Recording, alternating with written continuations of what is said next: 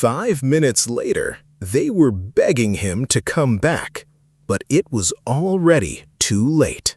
On a Friday evening, an upscale restaurant in downtown Phoenix, Arizona, was packed with business people, tourists, and wealthy families.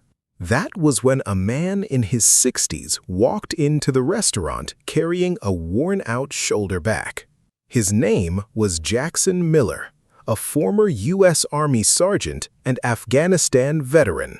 After returning home, he endured the loss of his wife, lost his house because of debt, and had spent nearly a year living in an old pickup truck on the outskirts of the city.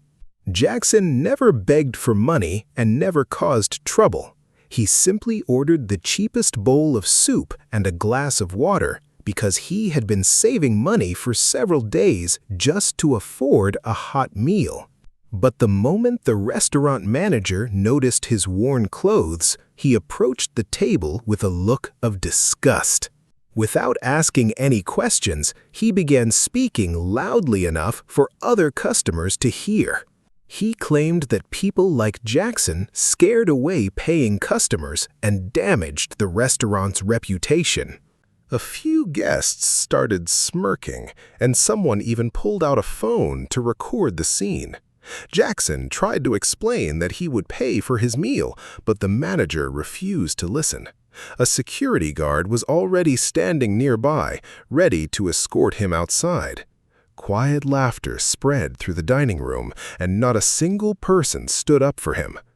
The veteran slowly rose from his chair, picked up his bag, and silently headed toward the exit.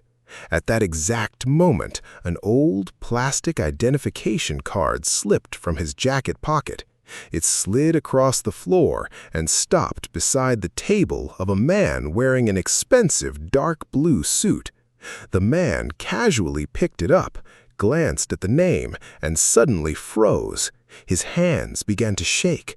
A second later, he jumped to his feet, a look of complete shock spreading across his face. The entire restaurant had no idea that everything was about to change. The man in the suit quickly caught up with Jackson near the restaurant entrance. His name was Michael Reeves, the owner of one of Arizona's largest transportation companies and a former U.S. Army officer. He called out loudly to the veteran, causing everyone in the restaurant to turn and look. Jackson stopped and turned around, not recognizing him at first, but Michael stepped closer and suddenly gave him a military salute. The room became so quiet that the hum of the air conditioner could be heard. Michael turned toward the crowd and said, "You all see a homeless man. I see the man who saved my life." The manager went pale. Michael then began telling a story that almost no one knew. 12 years earlier, their unit had been caught in an ambush in Afghanistan. A young Lieutenant Michael Reeves had been severely wounded and left behind under heavy enemy fire. Evacuation seemed impossible. That was when Sergeant Jackson Miller turned back, even though he had been ordered to retreat with the rest of the unit. He carried the wounded officer on his shoulders through hundreds of yards of gunfire, risking his own life. Jackson received a military commendation for his actions, but never liked talking about that day.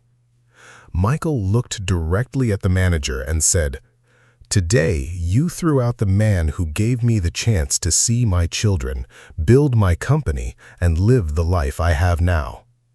Several guests began applauding, others lowered their heads in shame.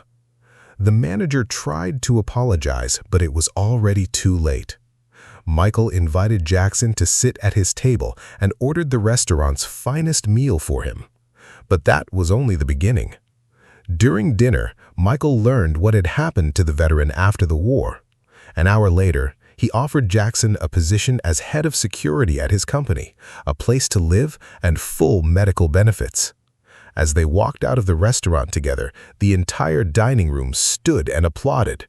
The same people who had laughed at the homeless veteran just minutes earlier now watched him in silence, realizing how wrong they had been to judge a man by his appearance alone.